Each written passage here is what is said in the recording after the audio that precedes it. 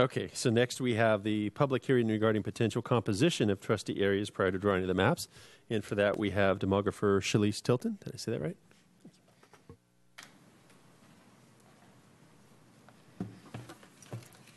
Thank you. It's my pleasure to be here. My name is Shelly Stilton. I'm a senior consultant with National Demographics. I understand consultants, such as myself, often use acronyms. So please slow us down, stop me if we're... Okay. Oh, I love it. I love it. So we're going to be talking a lot about the California Voting Rights Act. And I happen to teach a public policy making course for UC Irvine. And one of the appreciated lectures that I give is demystifying what all these acts are. And they're really just laws that are passed by the state legislature. And they're codified in most of the laws that we deal with here in the Education Code. This happens to be in the Election Code.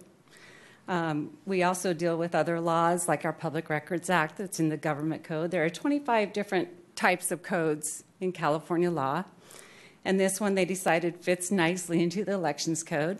It's actually a very short law. It's found in Elections Code 14025. It's roughly 7 paragraphs, but it does pack a punch. So when you hear us say the CVRA, that is the California Voting Rights Act, and that is the same thing as the Election Code Section 14025 through 14037. With the California Voting Rights Act, and it's important to know the California Voting Rights Act only affects at-large district elections. So when we use district, it's confusing when we're talking about a school district. But that's terminology that you'll hear often. At large means that you can live anywhere within the boundaries of the school district and serve on the council. And anyone that lives in the boundaries of the entire school district can vote for you. So a move to trustee area is also called by districts. So it's important that you use the word by districts instead of from districts, because that carries a different definition. So we'll be calling it by trustee area just to avoid the confusion between school district and voting districts. I will often slip up and say districts, but we'll try to use trustee area as much as possible. So by trustee area means that you actually have to live within a certain defined area, and there will be 7 defined areas should the district ultimately make the move. There'll be 7 defined areas. You must live within one of those areas. Only the voters who reside in that area would vote on that particular trustee. So that is known as by trustee area. When we're talking, you'll hear some people say from trustee area. That's different, where you actually live in one of those areas, but everyone in the city votes for you, and that is also considered to be an at-large election, so you would not be immune from a California Voting Rights Act challenge. So California Voting Rights Act deals with at-large elections. It's based on the Federal Voting Rights Act, but it actually removes 2 key tests, so it makes it easier for a plaintiff to challenge an at-large system, because they no longer have to meet the tests that you have to meet at the federal level for federal law. And basically, if they can demonstrate that racially polarized voting exists, then you're subject to a potential challenge.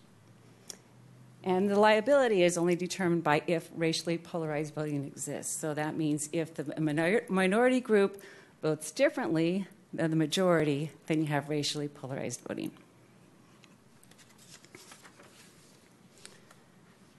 So we've seen a lot of jurisdictions switch in the last 10 years. And when the law was first passed and came into effect in 2003, it was immediately challenged on its constitutionality, so we didn't see anything for about 4 years. And then after it was determined to be constitutional, then we saw all these challenges to at-large voting systems. And you can see that at least 165 school districts have been challenged and have switched to by-trustee area districts, as well as cities. So before the law, there was about 29 cities, and now there's well over 100 I think we just had 10 new clients. So national demographics has represented most of the jurisdictions that have been challenged. And our job is to help the district come up with a map that works for you. Some of these jurisdictions that have chosen to challenge or the law have ended up with maps that judges have decided, and they've removed the public input, and in many cases they'll choose the plaintiff's map, and you lose all control of the process. So it's certainly our job to help you to get the most out of this very condensed process, because the law, as you've heard at your last meeting, there are timelines that we have to meet to make this all happen in order to protect ourselves from these large numbers that you see on the right. So you see all these numbers on the right. These are folks that before the law was passed in 2016, you would just be served with a lawsuit. Now, the district has not been served with a lawsuit. They've been served with the threat of a lawsuit. So the law changed in 2016 that said, hey, we can no longer have our jurisdictions paying these large amounts of money without any options. So the laws were changed to cap that amount at $30,000, provided you're able to make the transition within the prescribed amount of time. So that is the reason why you'll see these very tight time frames in making this happen. All of those that you see on the right-hand side, actually, from below Modesto, all of those were settlements. So they didn't actually ever go to trial, but those are all key settlements, and those are all the plaintiff's costs that incurred, that they had to pay out of pocket, not to mention their own legal defense, as well as all the staff time involved. So it's a very costly venture to challenge, and you lose the protection of the $30,000 cap that's provided if you do it within the next 90 days, or within the 90-day period that started as of your last meeting.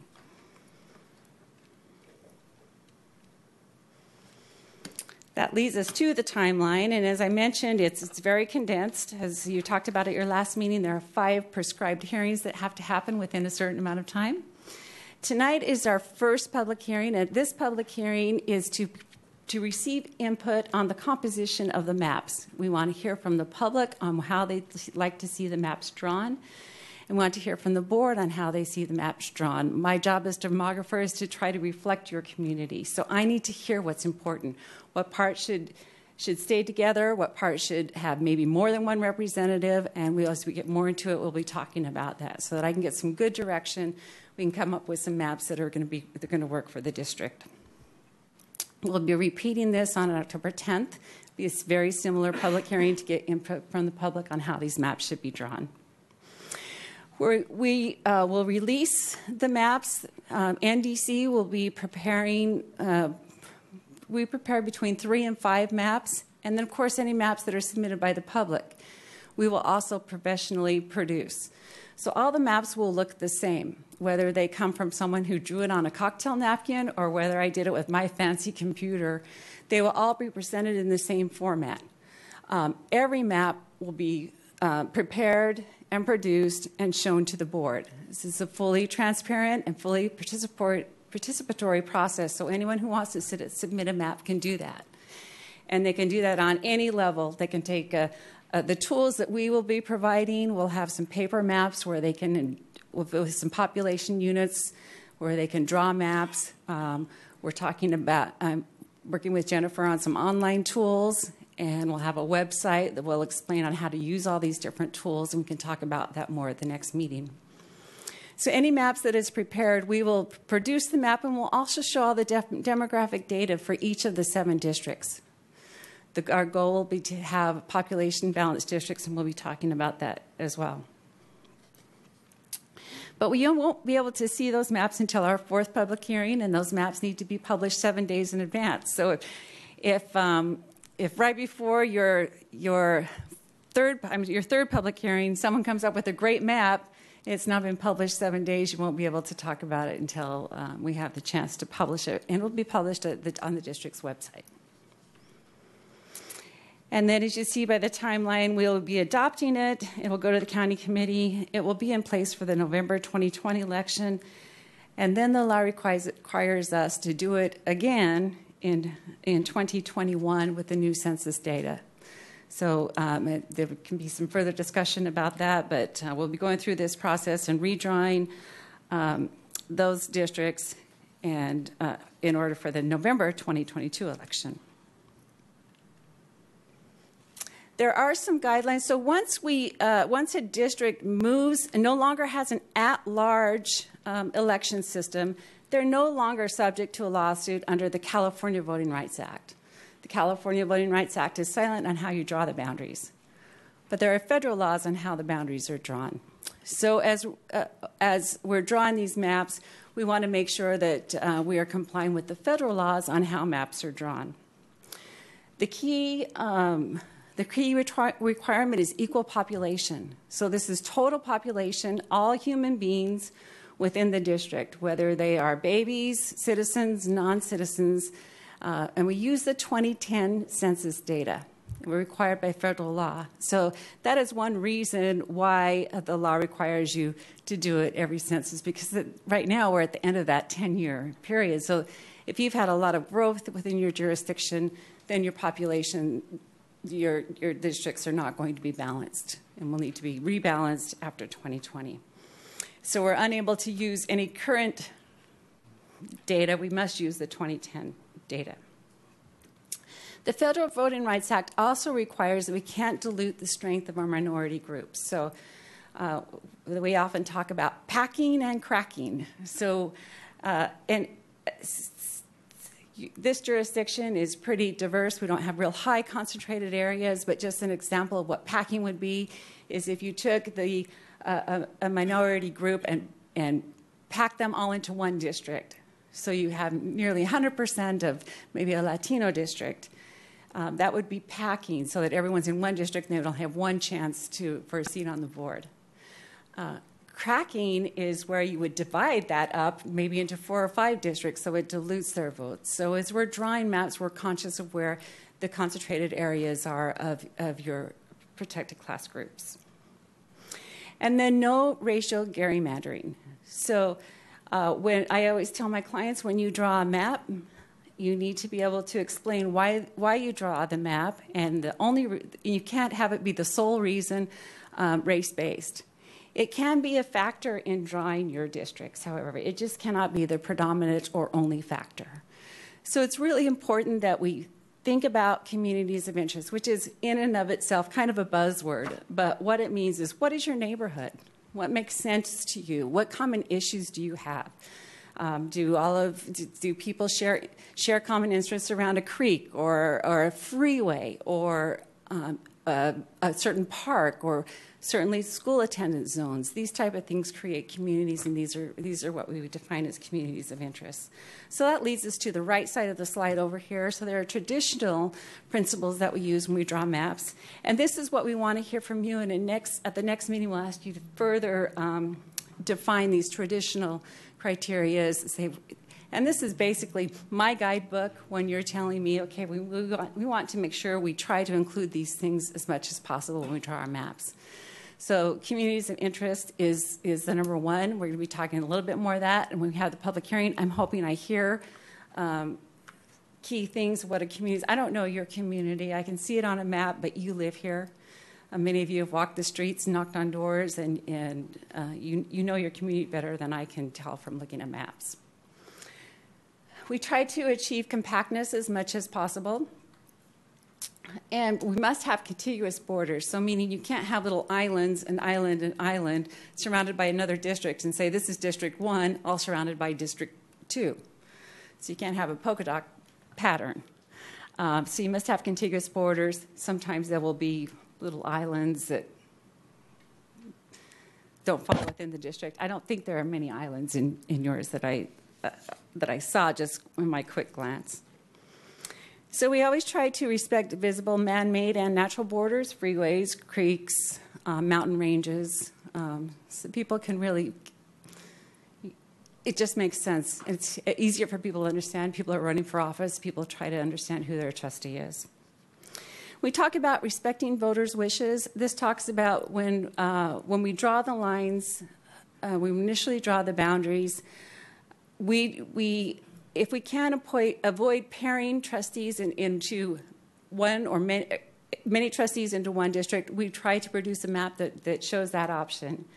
And the reason why we do that is because we want the voters to choose who has earned re-election and who has not. As I always give an example, it is possible, and it's possible someone would submit a map where we could draw all 7 trustees into one district. But that's sending a message to the voters is, we don't care if you like all 7 of them. Now they're all packed in one district. You can only choose one. It's as similar as packing them all into one district. So as NDC, if it makes sense, if it's possible to do it, we try to respect the voters' choices. They elected you to office, and they can choose to re-elect you to office as opposed to being denied that opportunity because they're all packed into one. So that's an option that we typically in most jurisdictions try to produce a map that would present that option. This is a quick snapshot. We realize it's small for you to see. We basically just show this for you to give you an idea of what you're going to see for each map. So for when each map is produced, we will have a column for each of the 7 districts that includes this information. This information is useful because it helps to identify your communities of interest. It has a category for household income, for housing status, what language is spoken at home, voter turnout, voter registration. One of the key items on here is citizen voting age population, and you'll see that defined as CVAP, C-V-A-P. So the citizen voting age population are residents who are 18 years of age. So it doesn't include non-residents, but includes residents who are 18 years of age. Doesn't necessarily mean they are registered voters, but they are eligible to vote. This is what the courts look at as far as when they're determining the strength of your minority groups. So that's an important factor when we're actually drawing the lines and making sure that we are not diluting the interests of those minority groups. Presently, there are 23% of the total population is Latino, and 17% of the eligible voters are Latino, this citizen voting age population. Asian Americans and African Americans are each 8% of both the eligible voters, and I believe also of the total 7% of the total population. So when we draw these maps, each of the trustee areas, remember we are going by total population, are going to have about 11,000 residents in each of the districts. And we'll have a deviation of no less than 10%. So the highest populated trustee area and the lowest populated trustee area, there can be no more greater difference than 10% of that 11,000. Here are some maps that identify the population density. And you can see most of 92% of the district's residents live within the city of Vacaville, which is defined by the brown area. That's probably not a surprise to you.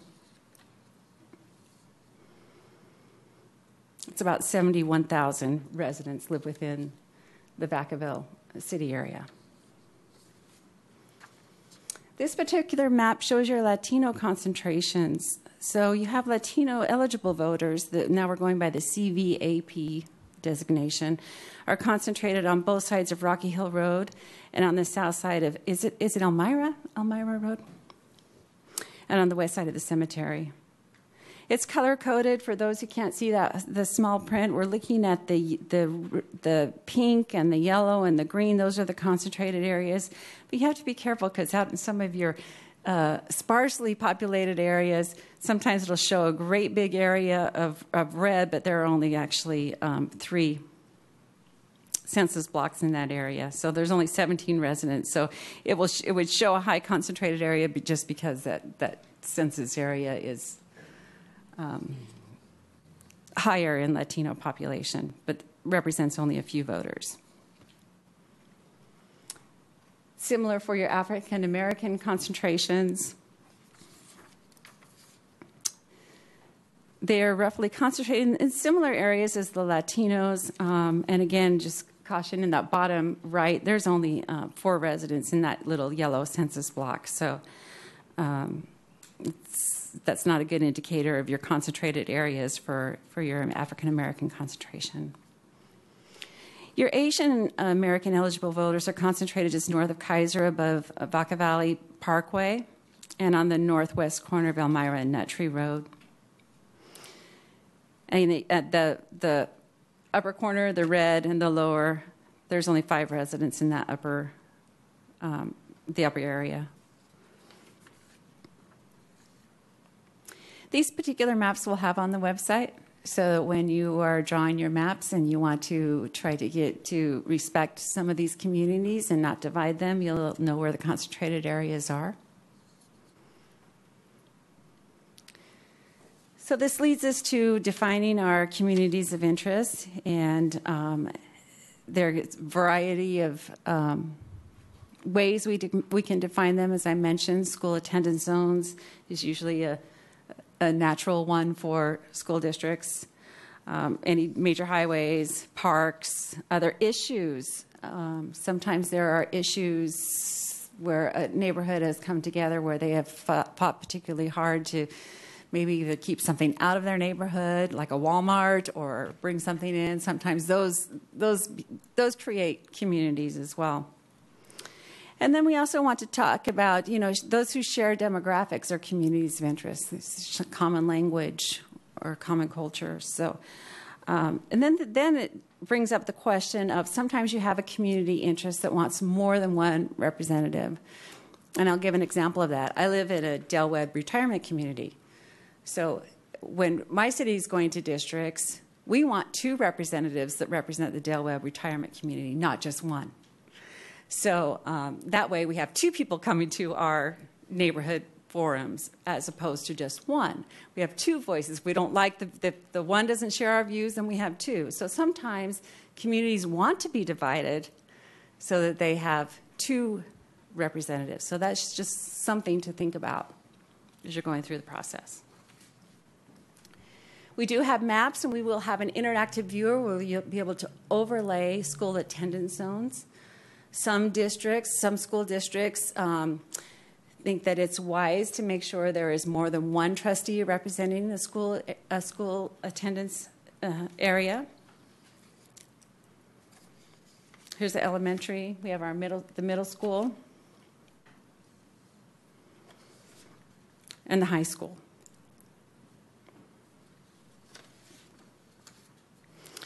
Wanted to show you some samples of some compact maps.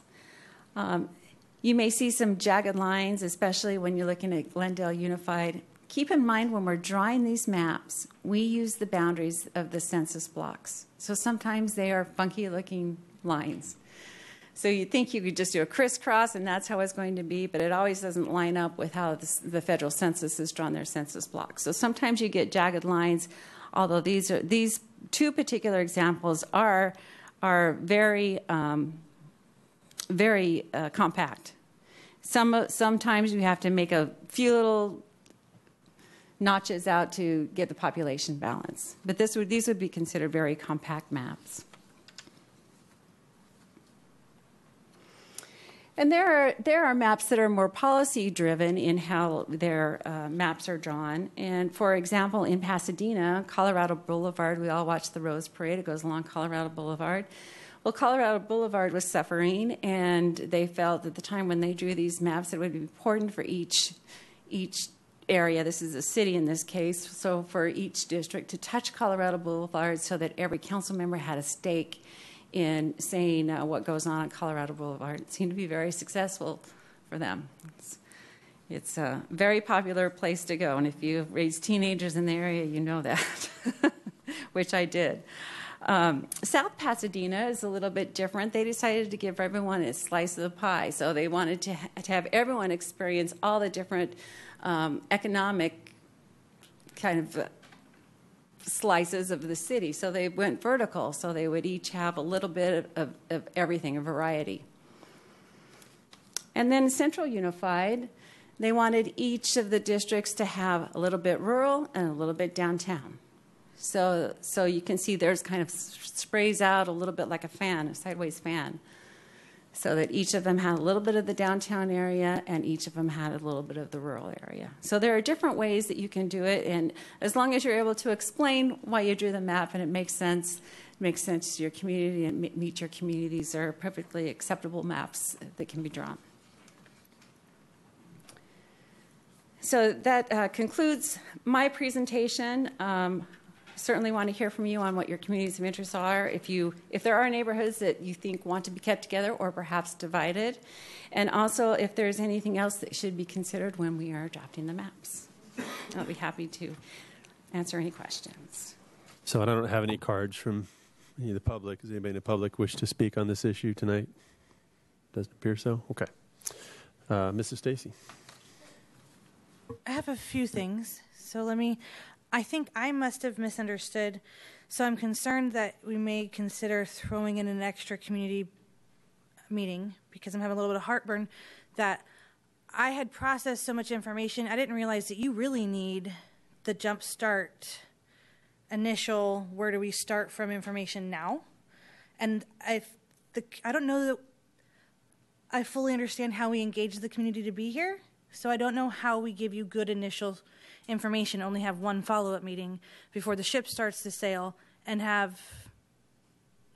stay above reproach on this. I feel like we need to discuss that a little bit. Besides that, I think it's really important for the community to understand that there's actually over 98,000 people in Vacaville now, as of 2016. So we're going to be building these districts 20,000 people less than who actually live here. So, because the census in 2010 was the 77,000, but we've had 20,000 people move into our community that we're not going to capture in these districts. And so it's not going to be very equitable, and there is a lot of expense. And so we do need input because I think it's almost like we have to do this as a temporary thing, which is going to affect the community's vote for one cycle, and then it's all going to be shooken up, and it will change dramatically. It's not just like a normal census process where we had a growth of 5,000 or 10,000. By the time this is said and done, we'll probably have realized a growth of close to 30,000 people. So the cost, it will be a full demographic study again, literally right after we complete this study. So I need help processing that, and I know we talked about a waiver, but now that I've processed this information, we can't in good conscience not do this again for the 2022 election because of 30,000 unrepresented people. So there's a really huge problem that we're facing with how we can be good stewards of district money, how we can be good stewards to our voting population and engage the community, because I am not comfortable giving you direction and not having any community people here. I think I must have misunderstood that this was our official launch. I thought it was a launch for us, and then we were going to be engaging in the community process, next steps. So I feel like, Jane, I'm going to ask you, is it appropriate to talk about this from the dais? Do we need to do it offline? I just am really uncomfortable. Do you want to?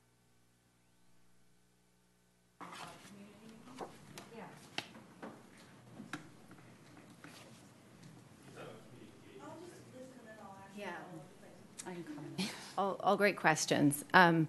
So your first question was, how did we engage the community? So we started with 2 notices of public hearing.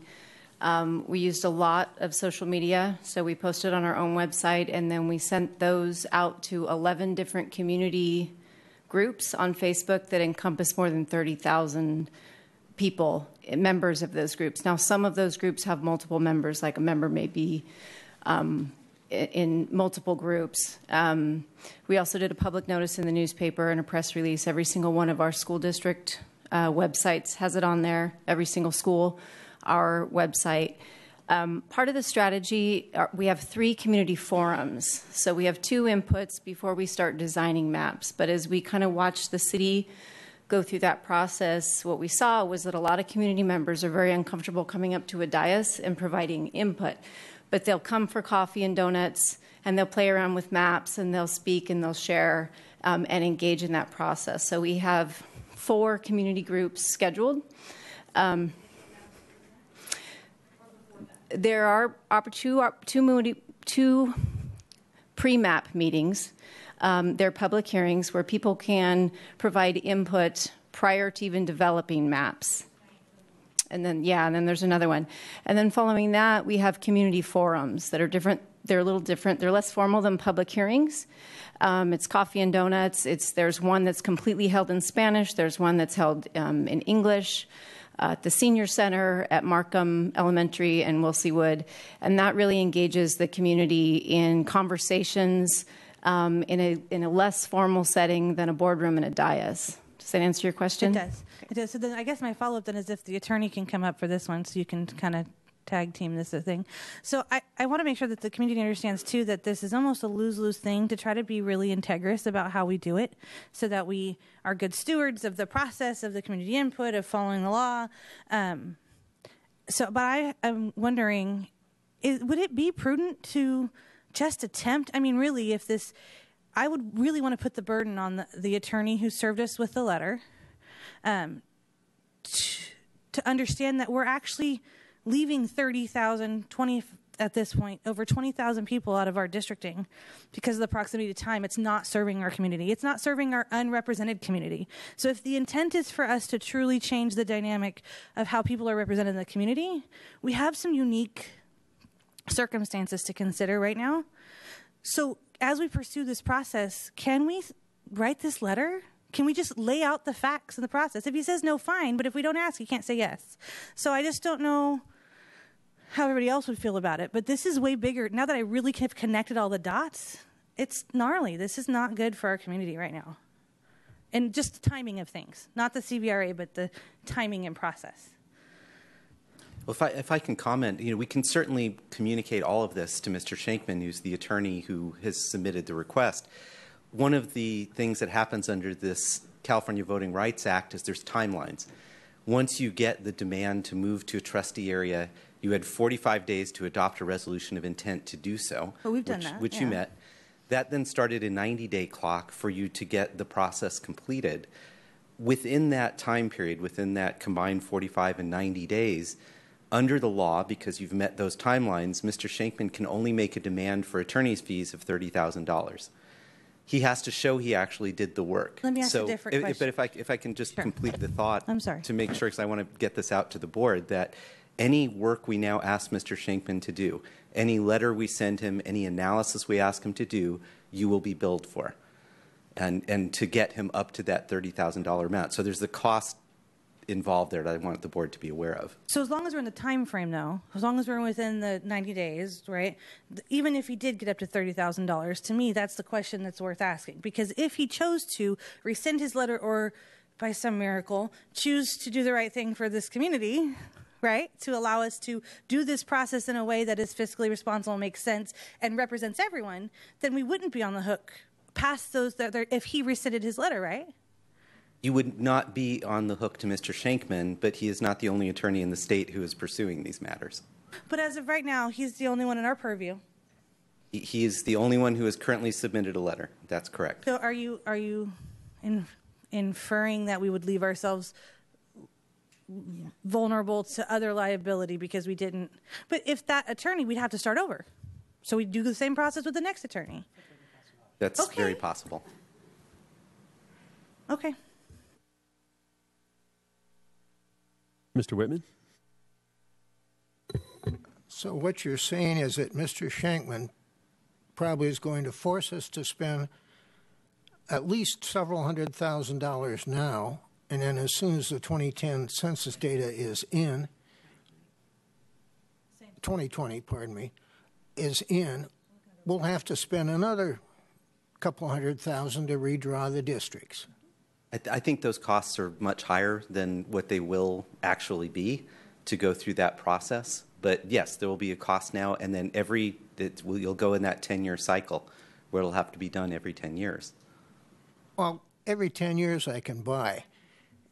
2 years is chafing me a little bit. It's money we don't have. We're already in a deficit spending mode, and I'd like to say that. What I hear from your implication, though, is that if we were to ask Mr. Schenkman to hold his suit in abeyance till the 2020 census came out, we probably wouldn't get an affirmative answer, or we'd get sued by somebody else. You could potentially be left exposed. Could. What's your opinion on that? I think you would be exposed, because I can name you the names of the other attorneys going around the state filing the same lawsuits. And so it's a matter of getting in line. Now, I will comment that, and if the board is interested in having us reach out to Mr. Schenkman and making that investment, there could be unique situations where, for example, I'm going to give you a specific example because this is all public. We represent the city of Mission Viejo. The city of Mission Viejo got one of these demand letters, and they have some very unique, unusual demographics, the way that they're laid out. Mr. Schenkman happened to be the attorney there as well.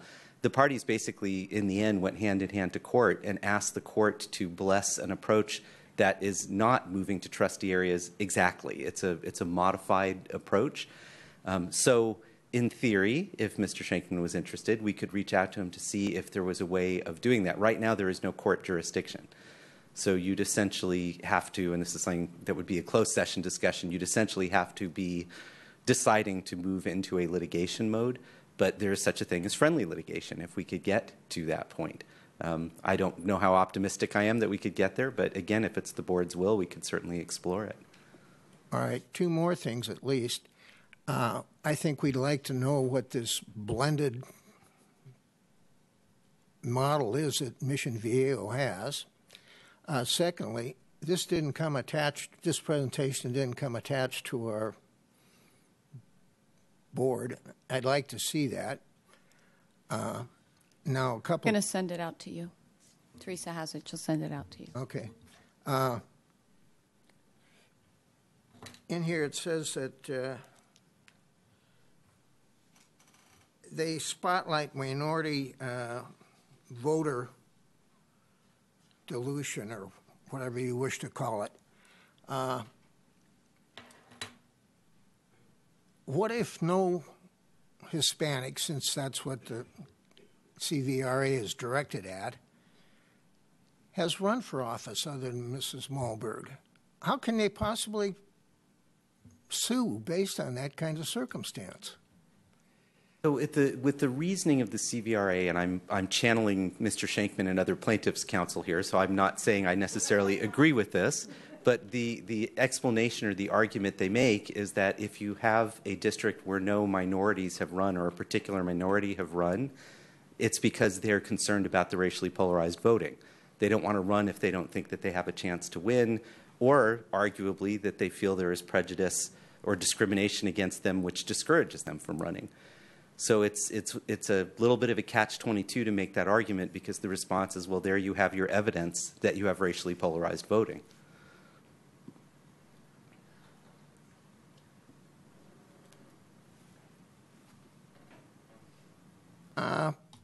On your slide that had the percentages of voters, could we go back to that, please?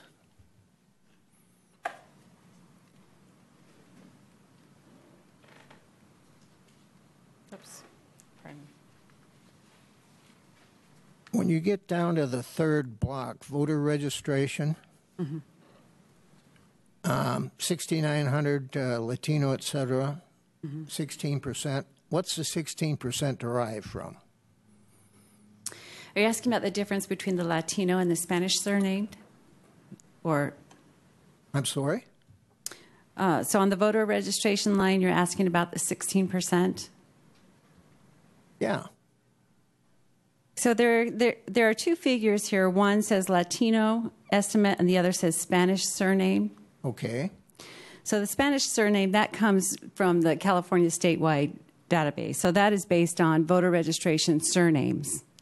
All right, but what is that percent based on? Where do you get a percentage of the whole? The percentage of the total voters who are registered. Okay, in the so district. 14% of the total registered voters Have a Spanish surname. Spanish surname. Mm-hmm. Okay, now, for voter turnout, down in the next block, we have 15%. So about 4,900 out of 6,900 Latinos turn out to vote. Is that the way I should read that? Yes. So 5 over 7, about 70% turnout then, actually. Is that correct? Okay, thank you. If I could, it may be confusing. If I could just give a little bit of explanation, you'll see the Latino estimate and the Spanish surname. The census did a study, and those numbers are undercounted if you're just going by Spanish surname. So we provide both lines of what the census believes the margin of error is. So you'll see Latino estimate is slightly higher. I believe it's 5%. Not sure. Do the math. And Spanish higher than the Spanish surname. So the California statewide database just has a Spanish surname, and that's why it's listed. You have two different categories. They're not counted twice. They just give you two different ways if you go by the study that the census believes is undercounted if you just go by Spanish surnames. Case in point. Excuse me. I really wish you'd show that as the percent that turned out to vote. And we had the voter turnout in the bottom. Yeah. The bottom number as well for 2016 and 2014. But that's like 10% on the very bottom of the Latino turnout, right? In 2014. Yeah, and 9%. So that's 19%. Actually, you can't add the numbers together. I'm sorry, I must have missed. You either choose one category or the other. It's either or. Either go by the Spanish surnames based solely on Spanish surnames, or the adjusted number is the top number of what the census believes you undercount if you just go by Spanish surnames.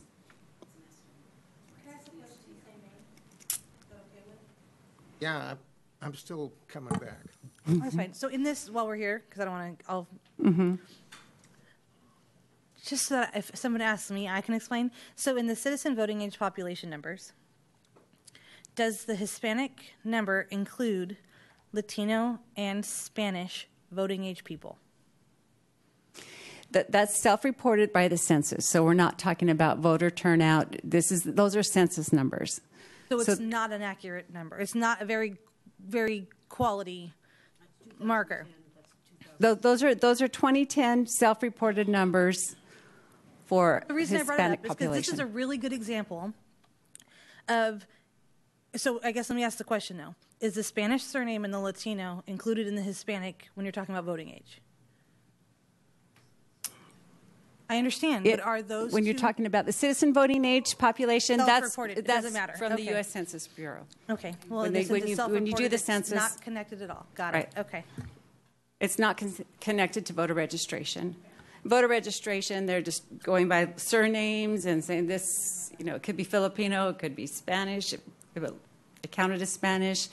Some don't have a Spanish last name, but they are Hispanic, so they, yeah. So the voting age really is not an important number. It is, but just not for how we're going to parse it out.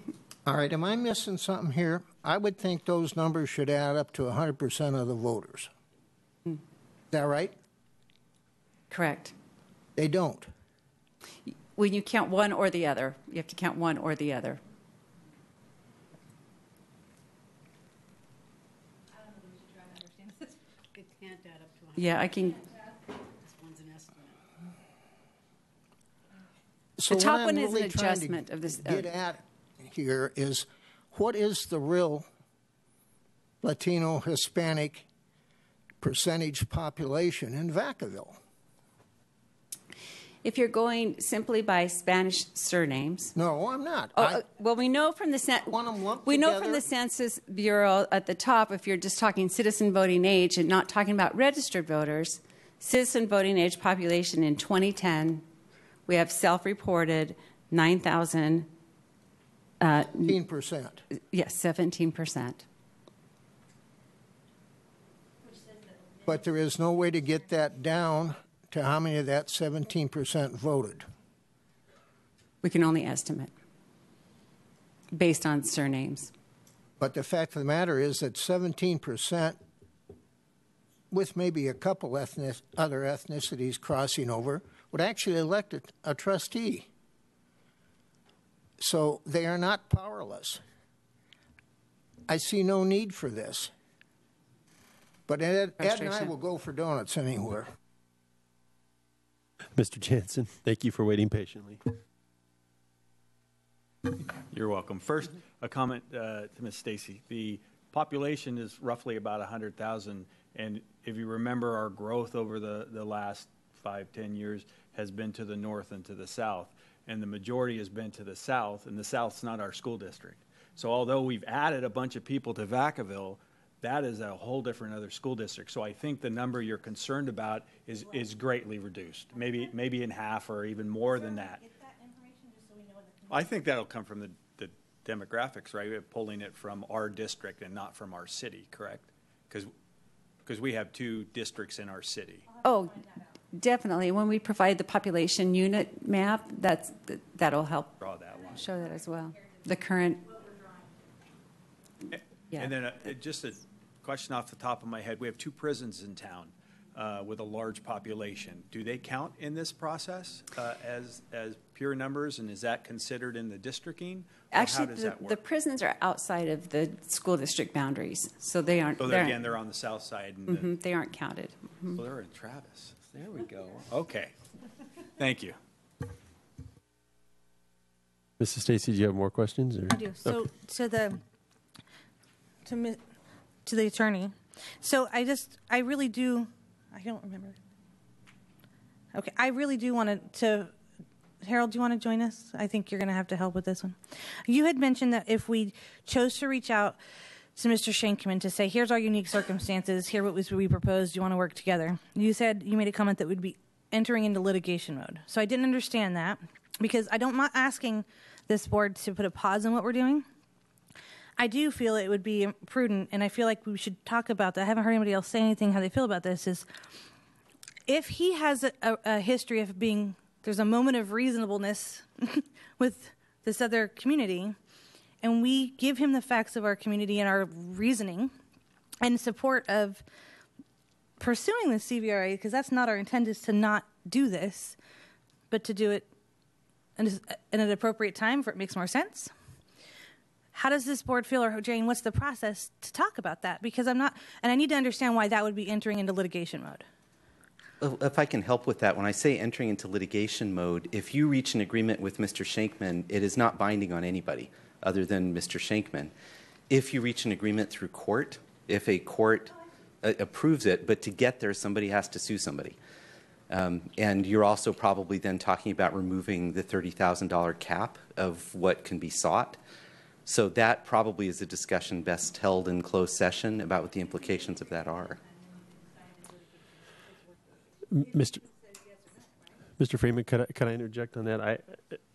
This is not going to be a very politically correct statement, but I think the reality of the matter is you have an attorney who's probably never been to Vacaville, probably couldn't pick Vacaville out on a map. He's getting a check from Vacaville. That's his only nexus to Vacaville. So I think to try to, this did not come from anybody in the community, to my knowledge. It's not a local attorney. It's not anybody affected by this. So I think to assume that he's going to be willing to acquiesce is probably a bit of a stretch on our part, because I don't think his motivation is altruistic. I think it's monetary. And so if that's the case, then I think we're sort of just simply opening ourselves up needless to, if I'm not mistaken, to liability. That's fine. I just wanted on the record that I would tell the community I would be willing to pursue lots of different avenues of advocacy. So if I'm on the minority, that's fine. But I am frustrated because at the end of the day, in 2020, if our budget goes the way it is and the state doesn't change, we're going to be facing some serious choices, and we're going to have to spend 2 teachers. Let's just call it a couple $100,000 or even $150,000 on a demographic study that's going to change dramatically. That could have paid for a teacher in the middle of a budget challenge. So for me, it would be reasonable and appropriate to pursue asking, because the worst case scenario is he is unreasonable and useless and he says no anyway, but at least I can say I tried. I gave you my best shot at trying to do what I could for the district. And that's not putting anybody else down. I'm not willing to just not have this conversation because it's uncomfortable or because of time frames. I don't want to be bullied by this process. I want to live within our rights. I want to do it ethically. I don't want anybody to think that I'm against it. I just want to exhaust all of our options. And I'm okay with doing both things at once. So that's just where I stand. Mr. Whitman and then Mrs. Dally. Well, I'm against this because I think it's wasting our resources and a lot of time. Based on the 2010 census, the school district had a population of 77,000, and the citizens of voting age were about 44,000, or close to 60%.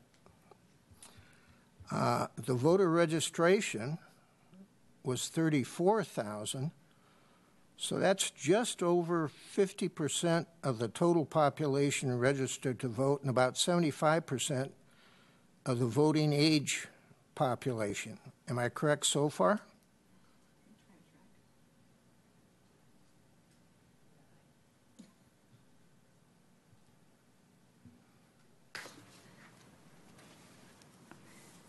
I'm sorry. So you were comparing the voter registration to the citizen voting age population? I said the total population was 77,000. Mm-hmm. The citizens of voting age were, 57,000? Yes. Mm-hmm. So that's actually about 75 or 80%. Mm-hmm. Okay. But they're only... The total citizens of voting age population is 44,000 based against 77,000. So now we're down at 44,000. That's for those who are registered to vote. Okay. 44,000 out of 57,000 are registered to vote. Does Correct. that compute? Yes. So that is about 80%. Okay. Now, the voter registration is 34,000. So going back to the... That's voter turnout. No, that's voter... All right. What's the total? Voter registration is 44. The total voter turnout was 34. When we go back to 57,000, that's a little over 60% maybe turned out. Is that right? That total is for the numbers below it, not above it.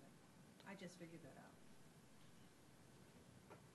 The totals are at the top. Correct. I was confused too. So the voter turnout was 34,000. In November 2016. Yes. I was confused too. And that's about 60%.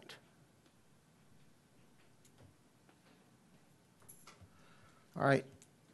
What was the actual turnout for the Spanish surnamed Latino population based against 60%?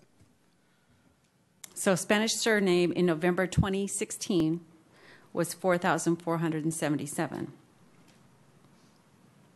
All right, if we add those two, we get 9,000.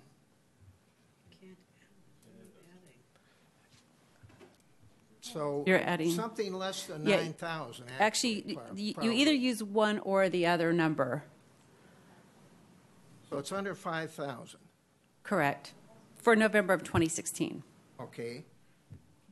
Based against a voter registration of 44,000. So that's about 1/9, which is 11%. Correct? Your math is probably quicker than mine is. Yes. It's definitely quicker than mine. 11% of the people that turn out for elections should not drive the election process, in my opinion. And I'll quit.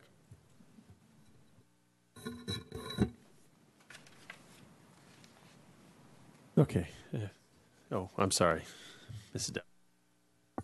Be that as it may, the only thing I want to respond to is Tracy publicly also, because I, as a board member, am not willing to go to the court costs of possible litigation over this by sending a letter that would then need to go through a lawsuit type of thing, because I think that's a big waste of our taxpayer dollars in this situation. I do not think that he would go in any direction other than he's going, because this is actually two elections. It's the 18 election, which we're at large, and it's the 20 election, which would be the next election. So this is, he's doing it for the money, I believe, but he's also looking at the elections, and someone else is going to step up to the plate, if not him. So, if this board voted to send a letter that they were disgruntled, they think it's unfair to both Mr. Shankman and the legislature. That would be something we can discuss. But in terms of taking it to the point of a pending lawsuit about this, I wouldn't go there, and I would hope that the public wouldn't want us to. I would hope that the public instead would come forward and help us make these maps so that it reflects the situation and what we need to do to meet the law and be fair to our community. Okay, sorry, Mrs. Daly, didn't mean to forget you there. I got lost in the shuffle there. Okay, so just a couple of questions. So we don't really have the the hard numbers as to what the cost is going to be again in 2021. I mean, do we have an estimate of what that's going to cost to redo the? We actually had checked with Doug Johnson, who is the lead at the demographer's outfit, and the cost will vary depending on how much public activity input there is, from the low end of about $15,000 to the high end, if it's a very public process, people get really involved, of about $50,000 to $60,000. So basically, you're looking at expenditure of probably likely under $50,000 every 10 years. Okay. Could you go back to the map that shows the concentration of Latino population, please? So the yellow, and I think you said that's on both sides of Rocky Hill. I think that's what we said, correct? That large yellow concentration.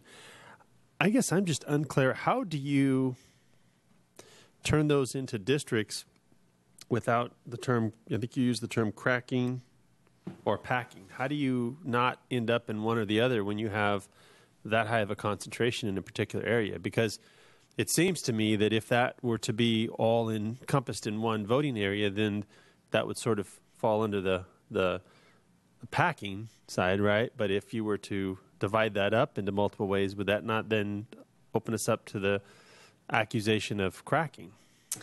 I guess I'm just confused on those two. Yeah, actually the packing doesn't particularly apply to this jurisdiction because you don't have high enough concentration levels. So you do not have, you're not in the 90, 80%, the highest level of, that you can get. So it's much lower than that. So packing does not apply. In this case, you would want to try to respect those communities as a community of interest and not divide them because they share common interests or maybe it's other commonalities, such as language spoken at home, education level, household income. Those are the things you'll want to include, but packing will not apply. You just don't have high enough levels. Okay, good, thank you. And then you mentioned earlier having, and I just want to make sure that I'm clear, so when you talked about having communities that have more than one trustee, you're not talking about overlapping trustee areas. You're talking about, for example, you would have, in that type of scenario, you would have a particular district boundary or school boundary that would be cut into two different trustee areas. Is that what you mean by having more than one trustee in an area? Right. Okay. Yeah. For example, I mentioned my retirement community. The north end would be represented by trustee area number 1, the south end trustee area number 2. But as a community as a whole, we have 2 people to say, hey, our whole community is affected. We have 2 people we can go to say, we don't want these trucks going up and down our road. Right. Okay. And then just to be clear, so when you're talking about these numbers, I mean, these are really self-reported numbers for the most part, right? So, I mean, there's really no percentage that, I mean, obviously there's no, I mean, in other words, if I, because I have Spanish heritage, if I wanted to claim that, it doesn't matter the percentage, or it's just, I'm just self-reporting that. Correct. So it's not verified. With the exception of the voter turnout, then that's based on surnames. Okay. Because we don't have that data for voter registration. Okay. And then one last question, then I'd like to kind of get to the input side for me anyway. Would we be able to, and I don't know if this would save us money, but it might save some heartache, because my concern is I think Mrs. Stacy was correct, is there's going to be some differences. I don't think it's going to be as dramatic, because I think that south of Alamo is a large portion of growth, and that's Travis Unified. But having said that, is there a way that we can sort of not only take the 2010 census into account, obviously we have to, but can we sort of look at, just kind of use as a little bit of a guide for the future as to where we are now? I mean, I know that that's a little bit of a guess, but we know where communities are growing. I mean, is that a factor we can consider now, so that it minimizes the change 2 years from now? Yeah, I understand. You have to be population balanced based on 2010. So it's a little bit difficult to draw boundaries thinking, okay, in the future we can adjust this line over and this line up. Certainly someone who could try to think that through. But with only one election cycle until we redo it, it's... I think for me, that's the biggest point of heartburn, is that in 2 years we're going to be reinventing the wheel just because of the timing, and that's really unfortunate that there's no ability to, because, I mean, regardless of the cost, it's still a cost that it's money we don't have to spend. Mm-hmm. Certainly we could spend it better on students and not, attorneys' fees and redoing demographic studies. So having said that, I kind of agree with Mrs. Daly. I think it's a lose-lose for us to try to, I think the term friendly litigation, I think is, I know it probably exists somewhere. I've never actually seen it, and I think that, like Mrs. Daly, my opinion is this is financially motivated, and I don't think this is something we're going to win. So I think there are other ways I would like to see us advocate to the legislature, and quite frankly, I think the state of California needs some accountability for these unfunded mandates that they're putting on school districts, and they've put us in this situation. There are probably better ways that this could have been codified. So I think that's a fight legislatively and maybe even potentially legally against the state, but that's not something I think we can consider here. So for me, just briefly, my input is, personally, I have concerns about the idea of making a trustee area specific to entirely a school district boundary, because I think that sets up a scenario where if my particular trustee area has 2 schools in it, and that population that elects me or doesn't elect me is obviously most of them, if they have children that attend school, it forces the focus of a trustee potentially to be singularly on schools that are. So I think it's nice to have, if possible, to see the boundaries of particular schools broken up a little bit, so that you, to the extent you can alleviate that a little bit, because I think that just sets up sort of a situation where you can have a trustee that says, well, that school's not in my area, so I'm not going to vote to spend any money there, and you can sort of damage the effectiveness of a board. I don't think that anybody on the board currently would do that, but I think that could potentially, in the future, could be something that happens. So that's why I think it'd be important to divvy it up. Mr. Whitman, and then Mrs. Stacy. Yeah, I think that's an important point to make, that we're elected at large, and we all go visit every school in the district.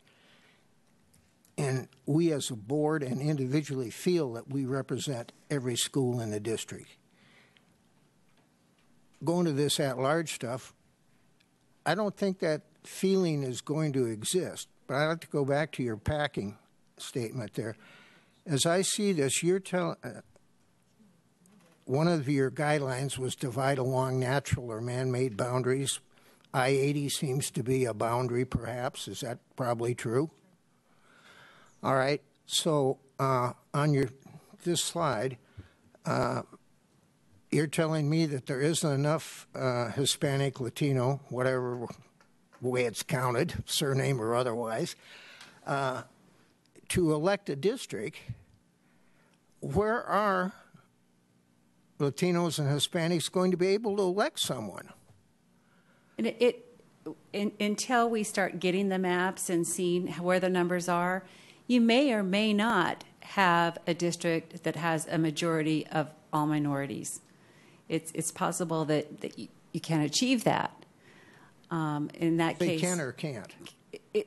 There's the possibility you would not be able to achieve it, and that happens. So then maybe the case you try. Violation of the Voting Rights Act because they can't elect somebody they want. Well, but you're strengthening their power. So if they're in a district and say they have 20% within a certain district, that certainly strengthens their power within that particular trustee area. Can I also just, if I can just add on the CVRA, the California Voting Rights Act, if you adopt a map, you are in compliance with the California Voting Rights Act, regardless of what that map looks like. And that's the, if you've gone to trustee areas, you've jumped the hurdle. There still could be issues under the Federal Voting Rights Act, which is a much higher standard to try to establish liability. But the adoption of any map ends the CVRA challenge against you. It was Mrs. Stacy and then Mrs. Daly. So just in the spirit of giving you feedback, I'm thrilled to hear that the cost is going to be way less than I thought, so I'm a little bit off the ledge. So, but I do want to give you feedback of, because of the pockets of population ages, however, I don't know how you're going to parse that out, but because we have pockets of heavily senior votes, for example, and historically we know that they turn out, but then if they're in a district, I would just be cautious to make sure that we include somehow, however you do the magic lines, that not just the number of people, but the ages of our voters, of the voting age people, is taken into account, ethnicity or not, just so that it's like a more equitable approach at how the votes get. That they are kept within one community, within one district, or that they have more than one person representing. Okay. Because they would skew a vote, I guess is what I'm trying to infer.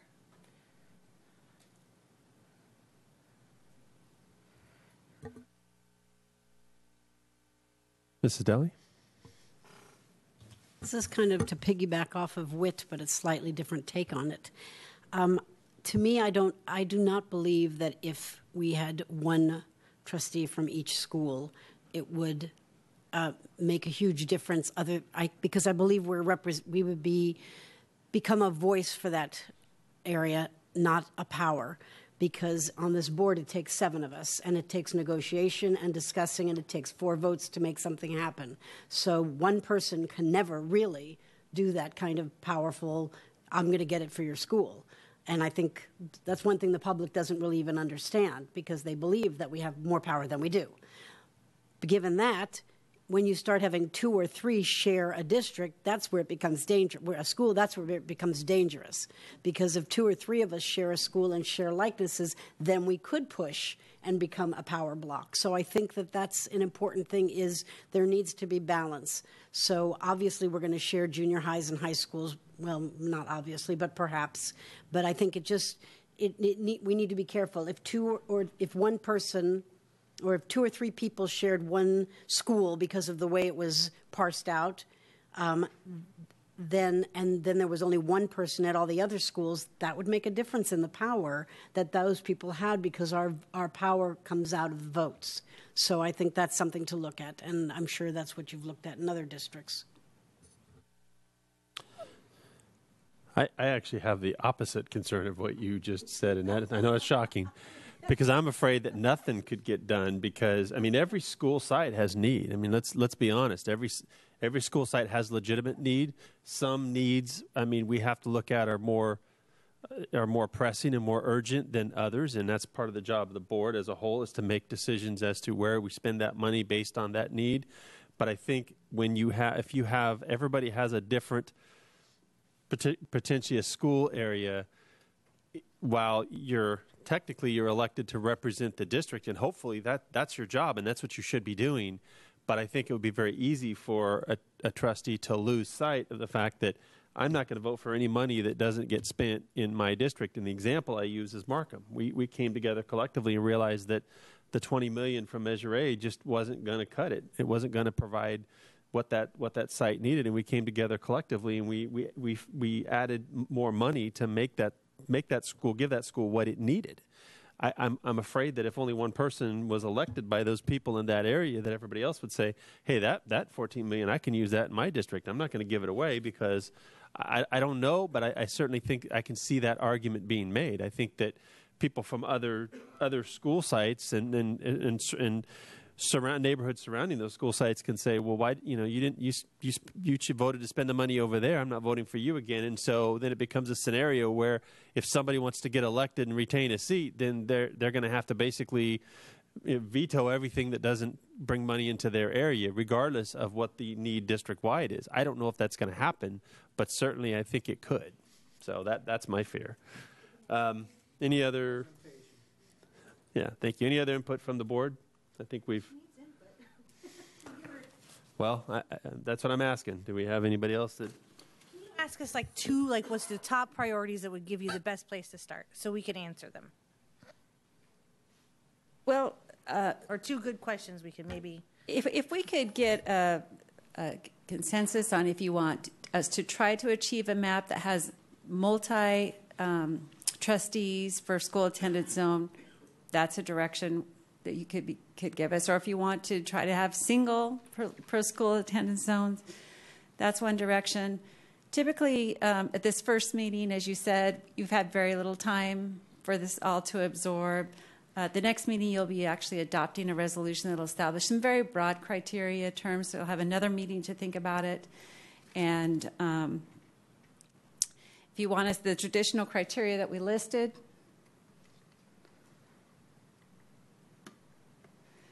gets us started as far as compactness, contiguousness, the visible man-made boundaries. Those are easy ones to agree upon.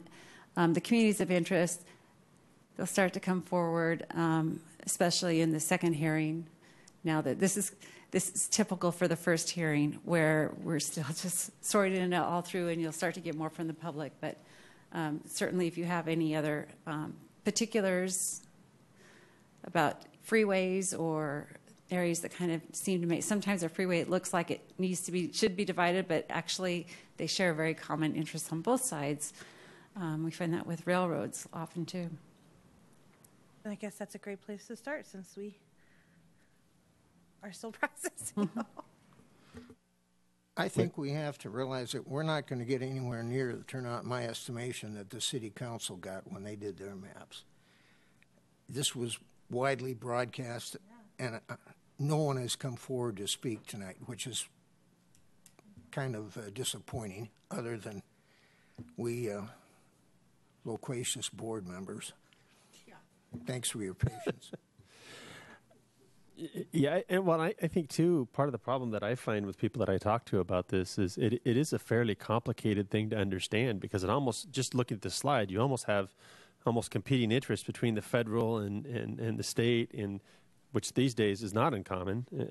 But the reality is it is a little bit hard to understand and to understand the particulars. So I think that's, despite our best efforts, I don't know that we're ever going to be able to get as much input as we would like. I mean, hopefully we get some.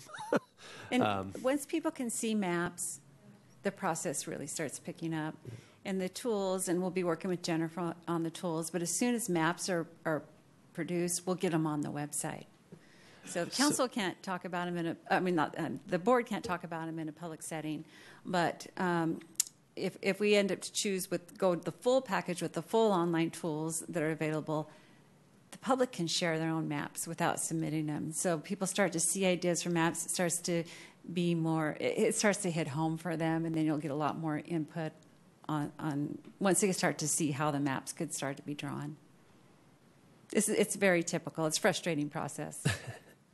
I would just say, for me, I think I would just add to those points that, again, and I don't want to impugn it because Mrs. Daly makes a good point. I don't know which. I mean, maybe neither one happened. Maybe one. I don't know. But for me, I would like to see. I wouldn't want to see an area that has more than 2 trustees. But I like to see.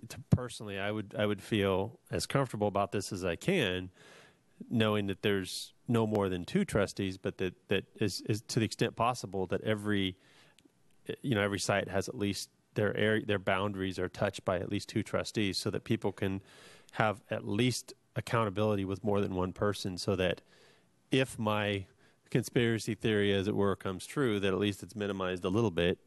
The other thing I would say is I know traditionally Vacaville has always been sort of divided by the freeway at 88 and 87,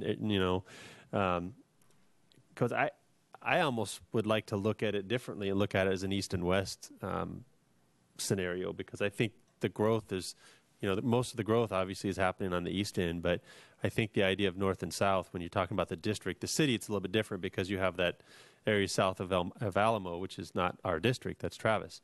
I kind of like the idea of looking at it more of a kind of an eastern-western split as opposed to the freeway, because I think that maybe is a little more, I think it encompasses a little more diversity, if you will.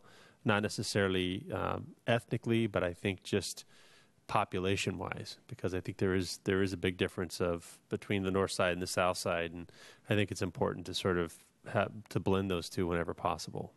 This is my opinion. Ms. Daly, and then Mr. Whitman. This is just for Jane and Jennifer, actually. But if it's at all possible to advertise on KUIC, I think when people hear a voice, sometimes they don't read, but they'll listen to a voice, and I know a lot of our local people listen to KUIC. You want to speak to that? Since we're trying to save the district money, and since I'm leaving, Mr. Whitman, I'm sorry. I think that Jennifer was going to speak to that. Yeah, very good point. Ryan, who presented last meeting, he and I finished a press release today with all of our community forums and dates that will go out to all local media and our community groups, the Public Information Office for the city, KUIC. We'll push it out to television, probably unlikely, but we have a press release with all of our dates scheduled for tomorrow. Since we're trying to save money, does the board want to consider going to 5 trustees?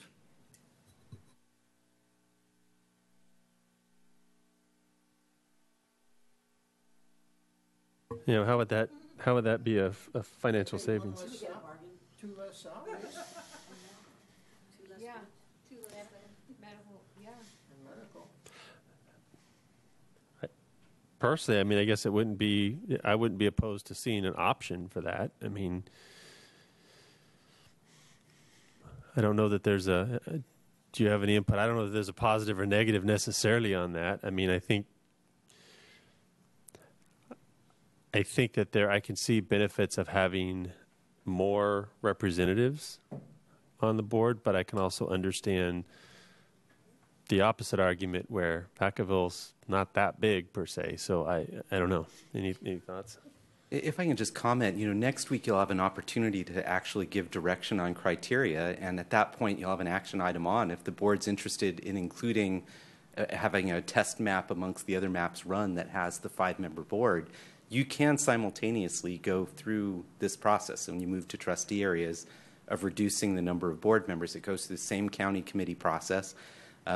One thing just to point out, and we'll talk to it more in a little bit, is the waiver that's before you tonight does not take that into consideration. And if you're going to waive the election requirement for moving to trustee areas, you probably want to waive the election requirements for reducing the number of board members. But we can revisit that when we get to the waiver resolution. Well, talking about 7 versus 5, 50,000 voters divided by 7 is 7,000 voters approximately per area if it's fairly equitably distributed, which we are supposed to do. 50% turnout means 3,500 people will be electing a trustee. I think all of us were elected with more votes than that at large. And I see the potential where as little as 1,500 to 2,000 votes with 7 people could elect a trustee. That's darn small representation, and I don't think that's viable, even if we draw good 7-person districts. But I do kind of still like having 7 people on the board, but 5 would increase or decrease the potential for having a very low turnout elect a trustee.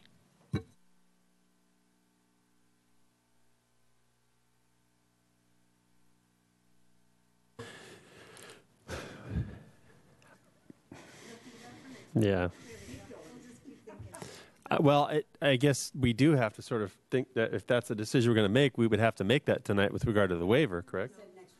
Oh, next week. Yeah, Well, it's not on the waiver for tonight, and again, we'll talk about it more with the waiver. You don't have to take action on the waiver tonight. That can get pushed off to next week if you want to consider that. It is 2 separate waivers. Well, usually we do it as one when we've looked at doing those together, and the way that we would typically write it is to say that it's a waiver of having the election requirement to move to trustee areas, and if the board should so choose, to reduce the number of members. So it's not committing you to anything. It's an optional waiver. We could also insert that language in the resolution if you look at approving that tonight. But again, I'm getting ahead of the agenda on that.